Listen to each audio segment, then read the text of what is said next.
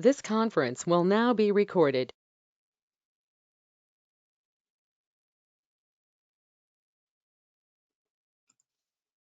Okay, folks, my name is Brian Weaver. I'm the Vice President of Sales at NSA, and I'm pleased to present to you today our number 40 in our Sessions of Professional Services series of webinars. This one is being presented by Web Presented on how to identify critical warning signs of customer attrition. And what I'd like to do at this point is introduce our guest speaker. Rodney Williams is the Chief Customer Officer at Web Presented. Rodney has 25 plus years in the distribution industry. He has a strong knowledge of CRM and sales integration, and he's held multiple roles over the years, which are very related to this area, including outside sales, sales management, executive vice president, and he's been with Web Presented for over 10 years. So with that, Rodney, I'll hand it off to you. Thank you, Brian, and thank you to NSA for the opportunity to meet with you all today.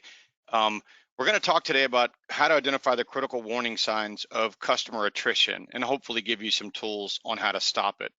We all know that the cheapest way to grow our business is Rodney, through we can't hear you. Oh. Your audio's not on. How is my audio not on? I am unmuted, Brian. Can you not hear me? I was able to hear it. Yeah, Rodney, I got you. Yeah, we were able to hear him. Okay, good. Okay, so I apologize, guys. Anyway, thank you to NSA and thank you to Brian for allowing us the opportunity to present to you all today. We're going to talk about how to identify the critical warning signs of customer attrition and hopefully give you some tools on how to stop it. And as I was saying, we all know that the cheapest way to grow our business is through our existing customers. Well, conversely, the most expensive way to try to recover business is through customers that we have lost. So the goal of today's presentation is to talk about how to stop those, how to identify those early warning signs, and hopefully how to stop it from happening. A quick agenda for today's session. I'll give you just a little bit of background. Brian already kind of covered that, so we'll hit that pretty quick. Then we have an interactive piece where we're going to want all of you to interact with the survey. So get your mobile phones ready, get your QR code scanner ready. We're going to want you to scan a QR code here in a couple of slides and interact with a question that we have for everybody. Then we'll tell you, I'm going to share a story with you about customer defection and kind of what led to some of the solutions and tools that were developed within our platform. And then if time permitting, we'll do a quick demo on CRM and then give you guys some time for Q&A. So as Brian mentioned, I've been in distribution almost my entire adult life. I've played in a number of roles in wholesale distribution. One point of clarification, I've been with WP for right at a year now, but prior to joining WP, I was a customer of Web Presented for 10 years. My previous company was a beta for Web Presented. We were an early developer, early adopter of the program. I was very successful in the end of succeeding and getting a very high level of user adoption. And the sales team of my previous company still uses the product every single day. I believe that this product and the processes that it supports were transformational in my previous company and sales team. It's one of the reasons that I came and joined this organization. So as we talk about customer attrition, there's a number of things that happen and reasons why why customers leave us. And what I'd like for you to do now is take your phone out. I'd like for you to scan the QR code, and it's going to take you to a quick survey. And what I'd like for you to do is rank just these top 4 common reasons as to why you've lost customers based on your experience, or if you haven't experienced it and you're fortunate, tell us the ones that you think would be the most common. And I'm going to give you just another second here to click on the QR code, and then I'm going to click on it and look for some live results.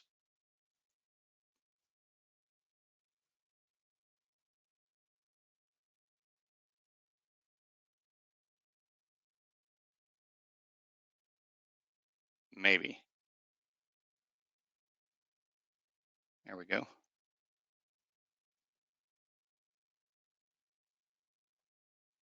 Okay, so let's see, wait to get a few more responses in.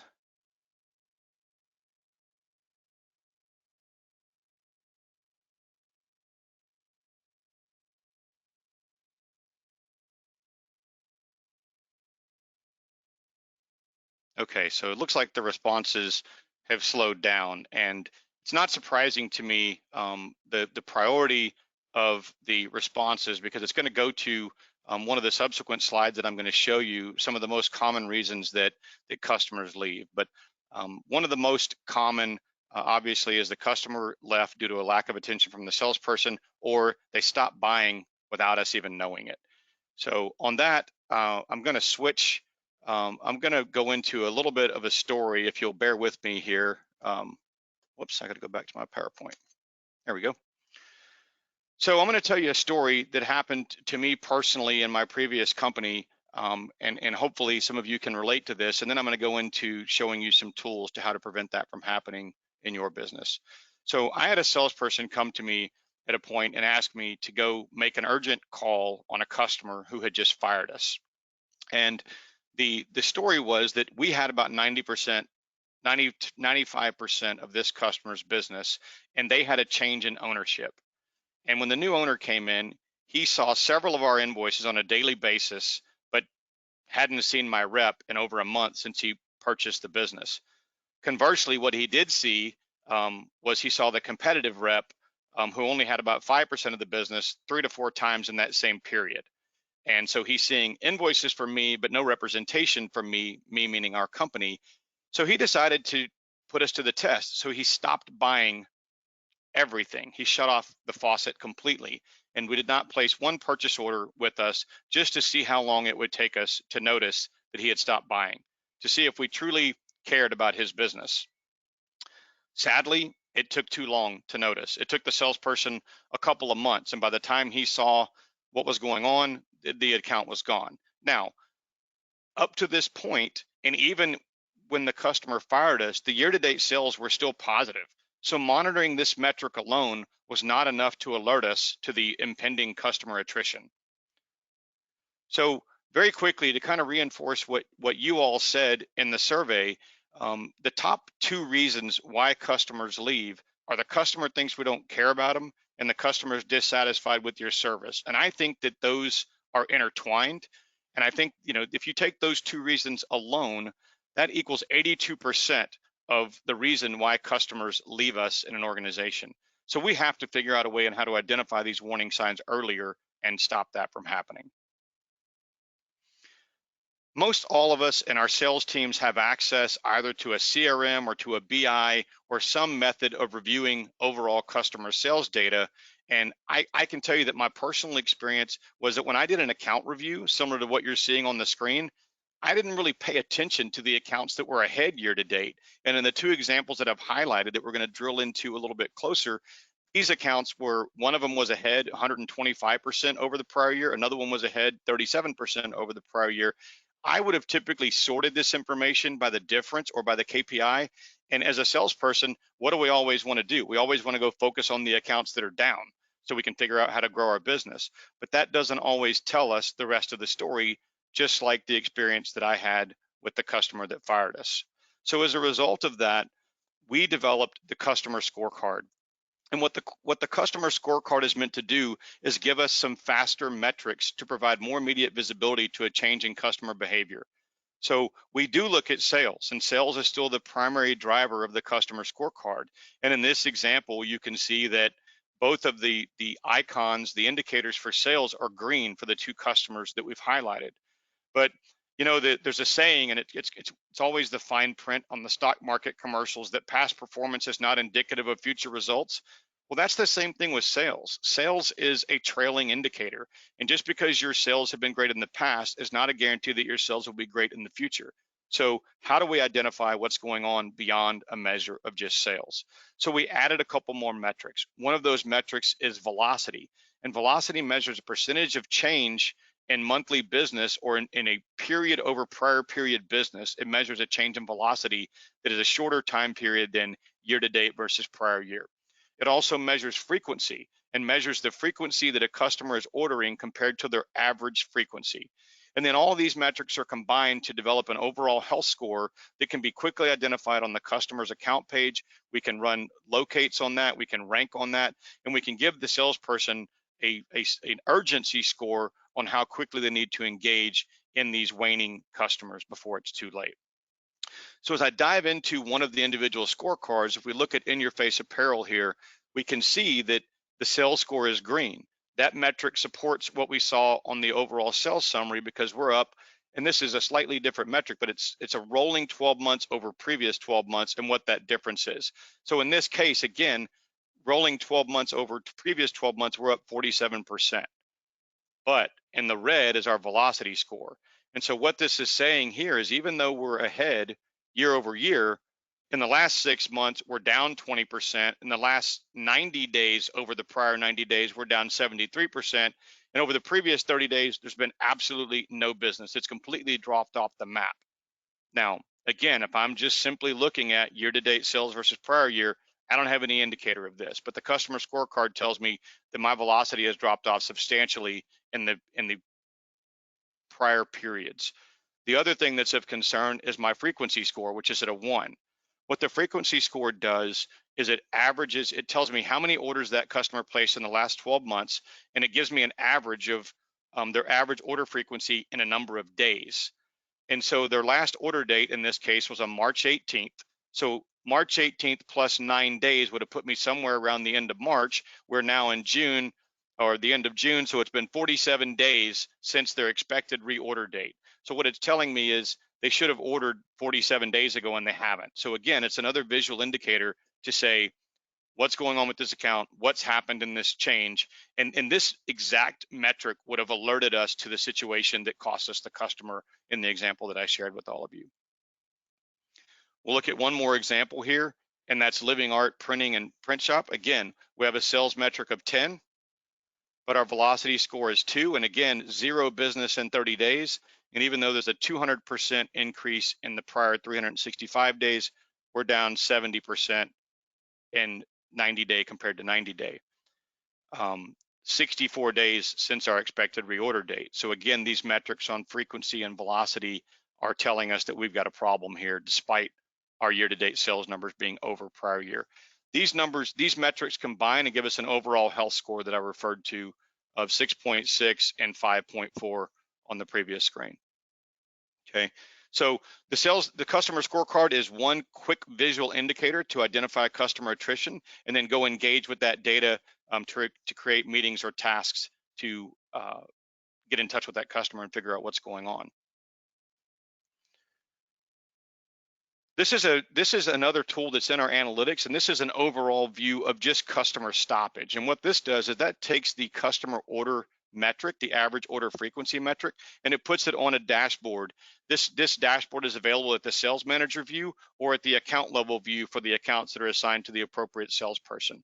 And once again, over here on the metric, we have the number of days past the expected reorder date for the customer.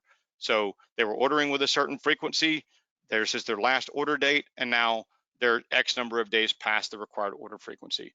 Now, I don't know if that's a seasonality or if that's an expected behavior, but it's meant to be a warning indicator to alert sales to go engage in that customer before it's too late. An account snapshot, just a quick overview of the account, gives us some other visual indicators that we can dive into to figure out the health of what's going on with the customer.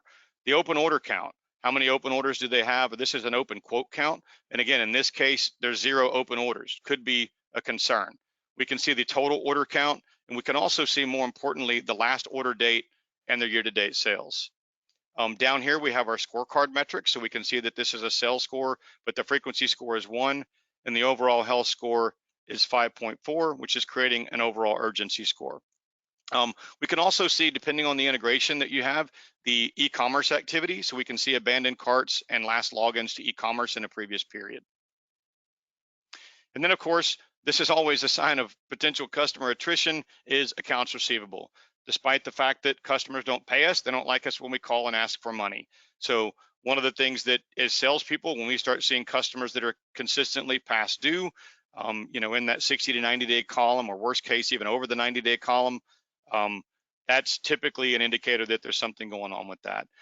What I found in my experience is that the majority of past due accounts receivables usually relate to some sort of a customer service issue more than the customer's unwillingness to pay. So again, the accounts receivable balance on the customer's account snapshot gives us a quick visual indicator as to the health of their receivables. This is one that's really, really powerful. I can't tell you how many times that I thought I had been somewhere within the last 30 to 45 days, only to find out that I haven't been there in several months. So this accounts needing contact widget gives you on a dashboard view. We could put this on a salesperson or a sales manager dashboard. I took this from a customer's live environment, so I blanked out the customer names, but this is a list of accounts and the last activity date that they had scheduled. And it can also show if there's a future activity date scheduled. So what this is telling me is that I haven't been in this account in 2 years, 3 years. So obviously, when we talk about not getting enough attention from the salesperson or the customer thinking that we don't care about them, it's because we haven't called on them. So we can take any of the last activities and put that up on a widget. More importantly, we can give you in the account settings page the ability to create your own call frequency by customer. So not all customers are alike. This widget is just a generic in the past 90 days. You're going to have some customers who need much higher frequency of contact than 90 days. You're going to have some that are quite candidly much less than 90 days. I think we had a methodology where A accounts we called on probably once a week, B accounts were once a month, C accounts were once a quarter, and so on. So within our solution, we give you the ability to set your desired call frequency, and then this widget can be programmed to display basically accounts that are past due, past their required frequency. So again, making sure that when your salespeople who are typically managing 75 to 100 or more accounts, that they can keep track of when they were last in an account to make sure that they're getting the attention that they deserve. One of the other things that's really important in customer management, I think the majority of us have multi-tiered relationships within our customers, and we need to make certain that we have consolidated communications. I can tell you that whenever I got a call from a customer in my previous roles, the very first thing that I did was to go look in CRM and see what activities had been happening with that customer. I would immediately go here and look at the meetings and the notes to see what was going on, because maybe your role is different in your organization, but when I got a call from a customer, 99% of the time it's because something or several things broke in the process, and now they were calling me to elevate the problem. Unfortunately, the 1% was to call and tell us how happy they were and that they were doing a great job. So the very first thing that I would do is I would come look at the account. I would come look at all of the communications. And very often, if the salesperson had done their job and put this in CRM, I would have a pretty good idea what was going on. And in this case, I can see that the buyer has that there's a new buyer and he has a relationship with our competitor. So we got to get in there and show them what we've been doing for them so that all our previous work with the past guy isn't thrown out the window. And this is another great thing about this consolidated communication tool, and even the meetings, is I'm able to go in and show the customer, what have you done for me lately? So I could show them sales calls or demos or the various engagements that various people within our organization had to show our value to the new buyer. Without this tool, I'm starting from scratch and kind of hoping that somebody else in the organization understands the history and the value that we've delivered before this change in buyer. So consolidated communications, a single platform. You can have accounts receivable, account management, executive management, marketing. Everybody can communicate through this consolidated platform. The other thing that we did, this was another result of, in fact, this was probably a direct result of that customer who had left or other situations, is we created an account in Jeopardy button. One of the things that I've seen happen in my past experience is we had a problem that blew up with a customer, and we got mad because the salesperson didn't elevate the communication or the urgency. Or did they? I've been victim in our early CRM adoption days where we asked the salesperson why he didn't communicate what was going on with the customer, and he said, I put it in my call report, didn't you read it? So a little bit of a lesson there about when you implement CRM, when you adopt CRM, it has to be bought in and adopted and adhered to through all levels of the organization to create that stickiness. So in this particular case, the salesperson had put notes in the call report, but their manager didn't read it, the problem didn't get elevated, and the customer was gone. So what we did is we created a button that's on the account screen, so quickly we could say that the account is in jeopardy. And what that did, and this is one of the tools that's within our CRM, is we're able to create automated workflows. And we're able to do this throughout numerous areas of the platform. But this automated workflow, when we put an account in Jeopardy, it automatically created a notification and started assigning out this notification and created a task for one day in the future. And it basically tells the receiving person to see the notes in CRM and contact the customer immediately. And then that customer will stay in Jeopardy until, and you can see here is a widget that shows the accounts that we have in Jeopardy. So again, a quick way to identify a warning sign of a customer that is potentially in jeopardy or something has happened, and that we need to get more than just a salesperson proactively engaged in solving this problem.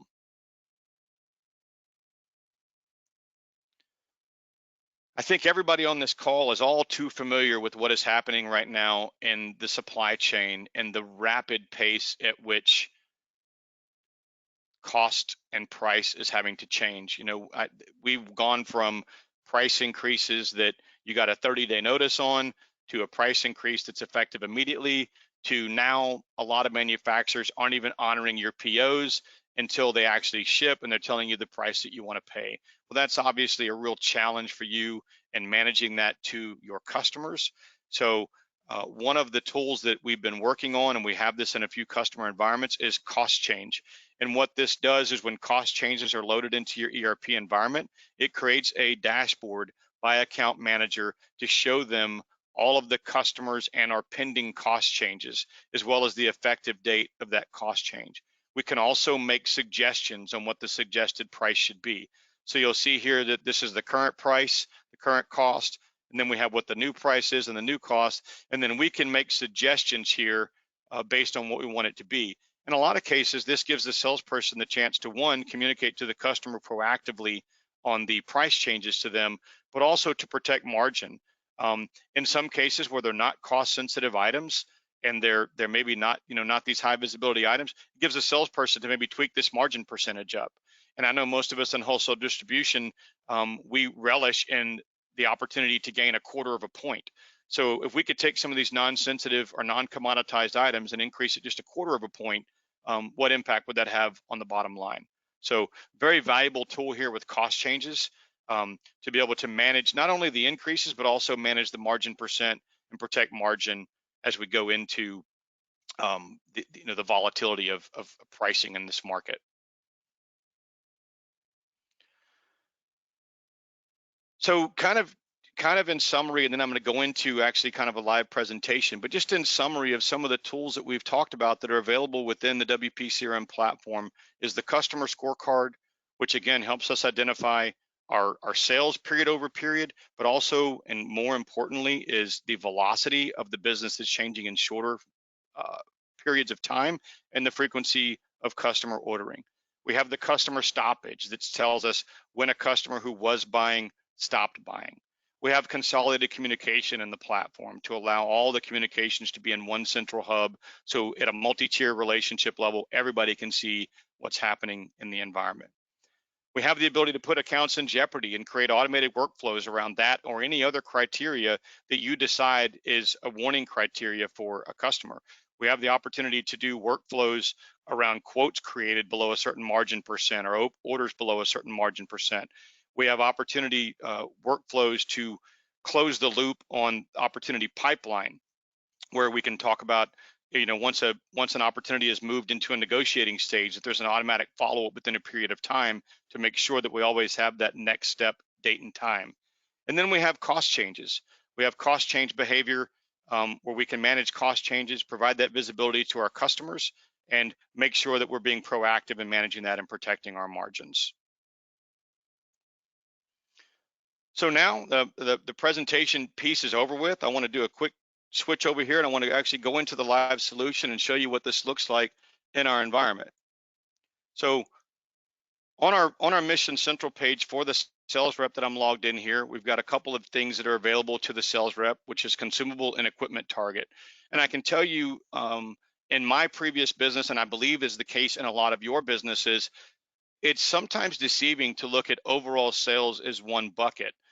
In my previous company, we sold a lot of capital equipment, And so a customer could really be down on supplies, but have made a capital equipment purchase that's distorting their year-to-date number. So not only in analytics, but also on the salesperson's targets, we have the ability to separate consumables from equipment. We can also display this in the analytics screen to show customers that have had equipment sales, but could still be behind on their consumable sales. Over here is the customer scorecard. And again, we can kind of see those two customers that we looked at that live example of, and the other ones that are red in different areas and yellow and so forth. We can engage in this customer scorecard. Also on the sales rep dashboard, my hot opportunities. So I can see that I've got hot opportunities that are expected to close here in the next coming day and months, and I can directly engage with these opportunities right here to establish the next steps and what I need to do to get that business closed. Here's our cost change dashboard that would allow me to go into the cost change behaviors that we talked about. And then I have quotes that are expiring in a couple of weeks. So I can, and these dates have not been updated, but I can see my quotes that are expiring. So again, I can follow up on these before the quote expires. And the volatility of what's going on today, you might even be able to have 2 weeks before a quote expires with everything that's going on in pricing. And then obviously I have my accounts and Jeopardy dashboard and the last meeting dates with those customers. I would probably make an argument that that account and Jeopardy dashboard needs to be at the top. All of that is configurable by the customer's preference. So if I go into the customer scorecard, one of the things that we always advocate about CRM as opposed to some of the BI tools is that we always talk about actionable intelligence. And the value of being in the CRM platform is that we have actionable intelligence. So when I'm looking at an issue with a customer, I can immediately go to the data. I can immediately set up a meeting or a task or whatever to engage in the data. So in this case, I see that this customer hasn't ordered in 47 days. I can immediately go over here to my quick add and I can create a meeting to follow up on this. I can create a task, I can create an opportunity, and I can immediately dive into that. I also have on this scorecard page my product categories on year-over-year period, and I can see the categories that are up as well as the categories that are down. And then we have those separated here by declining categories. I also have the ability to see my month-over-month sales history. So if I go into product groups, if I want to drill into the analytics piece of this, I can see what product groups the customer's buying. So this is kind of how your product hierarchy works. I can drill into the product groups and then go into the individual product categories for those products. And I can continue my drill down all the way down to the actual SKU level and see the individual items that are in that. And then if I click on that, then it'll actually take me to the order history. So I can see the actual transactions for this and go directly into the detail of the order. So I have the infinite ability to drill down into the data. I can also go to suggested products, and this is going to show me my product stoppage, individual products that the customer is no longer buying that they were buying. In this case, this is an individual product. This is similar to the overall customer stoppage, but this is an individual product analysis. And what this is saying is that this customer bought this item 7 times in the last 12 months. They were ordering it every 26 days, but they haven't ordered it since February the 9th. So it's 66 days past their expected reorder. And again, if we have this wired up in the environment, we have the ability to do some suggested products. This is using a little bit of artificial intelligence where it's making suggestions based on the fact that they bought this product. And I can tell it that yes, this is a good suggestion, or no, that's a bad suggestion. And the artificial intelligence will refine those searches to allow us to make better product suggestions for the customers. So I'll show you very quick the account dashboard. These are the metrics that we were talking about. We have the ability to put a lot of information in here that pulls in directly from your ERP, as well as any custom fields that you want to manage. Over here, we can see those notes and comments that we were talking about. We can also see the terms that the customer has. If we're integrated with Dun & Bradstreet, we can bring in the D&B information.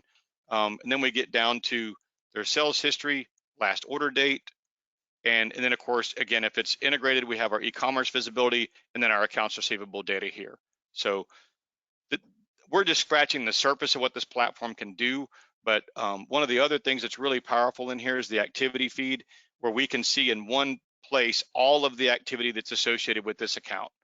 I can see email communications from marketing, email communications from a salesperson. I can see orders. If it's integrated, I can see abandoned cart. I can refine this search to see any activity from the customer.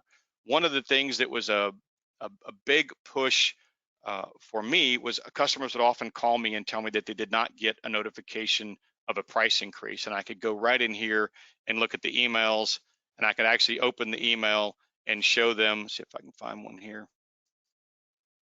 Not there on a demo environment, but I can actually show them information on the PDF that was actually sent to them illustrating the price increase, or I can look at their orders. I can also see any consolidated communication right here on the activity feed. So at a very high level glance, that is some of the tools that we have for spotting and engaging in customer attrition. So I hope that you got some tools out of this and some ideas, even if it's not in this platform, some ideas to identify quicker customer attrition to help you engage in that and prevent your customers from leaving to the competitor. So Brian, that is the end of my presentation piece. If you want to, if we want to talk about the offer for new CRM customers. Yeah, Rodney, let's go ahead and pull that up. And then I do have a number of questions already. And as I'm going through the offer, I would invite people to continue to enter their questions into the chat. You can either do it to me privately like I have so far, or you can do it for everyone to see. So this is a special offer from Web Presented. We thank them for this. This is very generous, but it's basically going to give you a free full day of in-person training. It's a $3,000 value. It's a tremendous offer. What we're going to do is we're going to offer this for a 90-day period. We understand that it's summer right now, and people may not have all the executives and decision makers available, in their entirety. So we'll run this through the end of September. If it's something that you're interested in, please reach out to myself or Rodney, and we'll make sure that we set you up with a one-on-one session, and we can certainly help you evaluate the solution. With that, I am going to move on to some of the questions that we have. So question number one, Rodney, can you track competitors at the customer level and competitive products being purchased? Absolutely. So obviously the analytics doesn't tell me what somebody bought from somebody else, but we have a couple different ways to do that. One is we can do custom fields at the account level where the salesperson could enter the competitors that are in that account. So we can do that through the custom fields. Also on the opportunity pipeline, we have the ability, if we lost the opportunity, we have the ability to have a lost business reason, and that lost business reason on lost a competitor could go one step further and allow us to select the competitors that we lost to. So we could see that we, in the case of a sales opportunity, that we lost it on price, and we lost it on price to competitor X. And then we can run reports on that and say, okay, we're always losing to this one competitor on price, or we're losing to this competitor on delivery time. So absolutely, we have the ability to track not only what competitors we're losing to, but why we're losing to those competitors to allow us to develop a strategy to combat that. Oh, that's great. That's tremendous intelligence. And this question is similar. I think you already kind of answered that, but if there's anything else you want to add, you can. We need the ability to track who we are losing key opportunities to. Can your CRM provide that intelligence? Yeah, and I probably stepped ahead on that one. So no, that's yes. Okay. So there's a couple different ways that we can do it at the account level, where we can actually have a field for competitors. And we did this in my previous company. We had a multi-select box for competitors that were present in that account. And then so you can certainly do that again at the opportunity level when you're losing that business. And the value of that is obviously that we find over time that certain competitors have certain strategies. And if you talk to the salespeople about what challenges they're facing, of course, after they say that price is the number one challenge that they're facing, it turns out that there are different strategies competitors have used to compete against us, and that you probably use to compete against those competitors. So the more we understand how and where and why they're beating us, the better we can develop defensive strategies to protect our business. Excellent. I love this next question here. So do you have tangible proof that demonstrates how WPCRM has helped customers? Yes, I could quantify that and letting you talk to customers. I can quantify that in that I was personally a customer for 10 years. And I can tell you that my experience with implementing this product with my sales team it was literally transformational to the team, not only in the visibility that we had, but the conversion rates were faster. We closed the loop on opportunities and accounts that we weren't closing the loop on before. Some of the tools that were developed in this platform were a direct result of early days of me working with Represented and other customers working with Represented to build out these tools to allow us to respond to these challenges of customers faster. So I don't know that I could give you a statistic and a percentage, Brian, but I can guarantee you that the customers that are using the platform that have got this thing implemented with their sales teams are absolutely seeing tangible results on improving their, not only the quality of the interaction with their customers, but also minimizing customer attrition. And one other thing that's really, really important is my previous sales team. I can tell you that what experience gets you is it tells you how not to do things. I did every single thing wrong with implementing CRM and had to go back and re-rack and do it all over again. And when we got it right and the salespeople were using the system, they live by the system on a daily basis, and it's helped them with their work-life balance and minimizing the time that it takes them to do their pre-call planning and research. It's making their calls with customers far more effective, and it's also greatly diminishing the time that they have to spend on the administrative post-call work and follow-up. Well, a lot of what you covered so far, Rodney, what brings to mind is the customer experience, right? I mean, Yep. They appreciate the attention that they're getting paid, because that's identifiable in this solution. The suggestion for complementary products and so forth, et cetera, which not only helps the customer, but obviously helps the company as well to be able to extend additional sales and so forth for the sales team. So I think that comes through very loud and clear. I have another question. How can your CRM provide visibility to territory information in the case of an account manager leaving the company? Well, so again, if a salesperson is doing the job of entering so this was a common practice in my previous company and probably in all of yours. One of two things has happened, and this was one of the reasons that was selected early on, that we still struggle in some cases with salespeople who have all the tacit knowledge about their business. And one of the reasons that companies are pushing for CRM and pushing for salespeople to put that information into a platform is so that information on the customer history and interactions is visible to more than just that person. So obviously by entering in those activities and those opportunities, we oftentimes grew a territory to the point where we had to split that territory and put a new rep in, or we had a rep leave either by, voluntarily leave, or we decided that they needed to leave. And it was always a challenge pre-CRM. It was always a challenge of making sure that we could pick up the pieces with that customer and keep going forward without having to start over. And if you have to start over, by the time you have a good idea what's going on, if the sales rep who left has got a relationship with that customer, they have already got them seated in a competitive company before we're able to pick up the pieces. So having that consolidated communication platform that I showed you, having the ability to have access to all that information and the customer's purchase history allows us to quickly pick up and engage with the customer and protect that. So when you reassign something in the ERP, we can immediately integrate that and bring in all those assignments. We can merge accounts and tasks and opportunities to a new sales rep, so nothing's left undone. So if a person was a sales rep left, I could take all of their open meetings or opportunities and immediately transition those over to the new account assignment. Wow, that's pretty powerful. At this point, I don't have any additional questions. I would invite anybody that's still on this call, if you have any others, please send them. Well, we're kind of wrapping things up here. I would like to just once again, thank WPCRM for this, very solid demo. And it's amazing to see the ROI that this solution can create for our distribution accounts.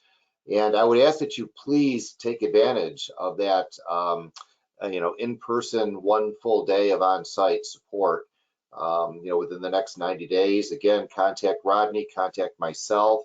I will be sending out, again, within the next 24 hours, a recorded session if you want to share this with your team. And certainly if you want to get that call scheduled, to please go ahead and do so.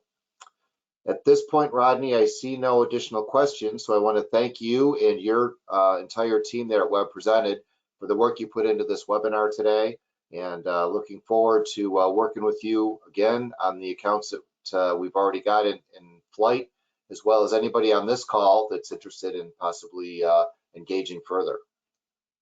Awesome. Thank you again for the opportunity, Brian and NSA, and thank you everybody for your time. I hope you got some benefit out of this. Thank you, guys. Have a good rest of your day, and please contact us. Take care. Take care.